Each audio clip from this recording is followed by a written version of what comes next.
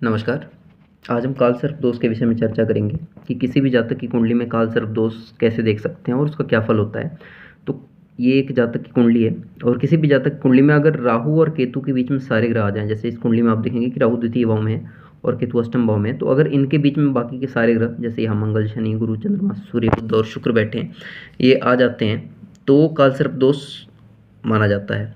किसी भी जातक की कुंडली में यदि काल सर्प दोष है तो लोग कहते हैं बहुत सारी समस्याएं आएंगी, ठीक है, वो जातक सफलता प्राप्त नहीं कर पाएगा, बीमार रहेगा, पैसे का नुकसान होगा, दरिद्रता भरा जीवन जिएगा। पर ये चीज़ें प्रमाणिक नहीं है। देखा ये गया कि बहुत सारे ऐसे व्यक्ति हुए जिनके कुंडली में काल सर्प दोष था पर उन्होंने बहुत अच्छी सफलता प्राप्त की। जैसे जवाहरलाल नेहरू 15 वर्ष भारत के प्रधानमंत्री रहे, उनकी कुंडली में काल सर्प दोष था। सचिन तेंदुलकर सबसे महान क्रिकेटर रहे, उनकी कुंडली में भी काल सर्प दोष था। रजनीकांत की कुंडली में काल सर्प दोष है, जो कि एक साउथ सिनेमा के ऐसे एक्टर हैं जो 50 साल से इंडस्ट्री में हैं, सफल हैं। इसके अलावा मोहनदास करमचंद गांधी, धीरूभाई अंबानी, इन सभी व्यक्तियों के कुंडली में काल सर्प दोष था। इसके बाद भी उन्होंने बहुत अच्छी सफलता प्राप्त की।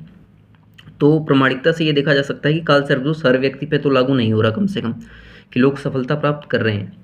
इसका कारण ये है कि जितनी प्रमाणिक किताबें हैं ज्योतिष की, बृहत्पराशर होरा शास्त्र या फिर वराहमिहिर की पुस्तक, उनमें काल सर्प दोष का वर्णन ही नहीं है। इसको बहुत बाद में चीज़ें लिखी गई और लोगों को डरा के उनसे पैसे ऐंठे गए, ठीक है।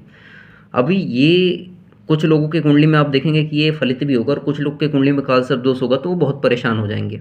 इसका कारण ये है कि राहु केतु के जब एक्सेस में ये ग्रह बैठते हैं तो लगभग इनमें से मेजॉरिटी ऑफ ग्रहों पे राहु केतु का प्रभाव आ जाता है, ठीक है। जैसे यहाँ केतु की पंचम दृष्टि में शनि का प्रभाव आ गया, राहु की पंचम दृष्टि में सूर्य और बुध का प्रभाव आ गया, तो इस वजह से ये नुकसानदेह होता है। पर किसके कुंडली में फलित होगा, किसके कुंडली में ये बुरा फल देगा, किसके में नहीं देगा, वो देखने के लिए हमें नक्षत्रों का ज्ञान होना जरूरी है। यदि ग्रहण अच्छे नक्षत्रों में, उनके नक्षत्रों का बल अच्छा है, तो इंसान अच्छी सफलता प्राप्त करता है निसंदेह। चाहे उसके में काल सर्प दोष हो ना हो, ऐसी कोई दिक्कत नहीं है कि वो अच्छी सफलता प्राप्त नहीं करेगा। इतना है कि यदि व्यक्ति की कुंडली में नक्षत्र खराब हैं तो फिर ये काल सर्प दोष बहुत बुरा हो जाएगा, उसको बहुत कई बार ये देखा गया कि नुकसान भी कर देगा। तो वो जानने के लिए कि किसी व्यक्ति के जीवन में सफलता रहेगी या नहीं रहेगी, उसके लिए आपको कुंडली नक्षत्रों के आधार पे डिटेल में अध्ययन करनी पड़ेगी। तब आप ये बता पाएंगे कि किसी व्यक्ति के जीवन में ये काल सर्प दोष फलित होगा या नहीं होगा, ठीक है।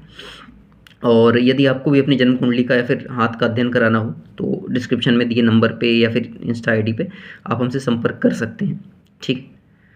नमस्कार।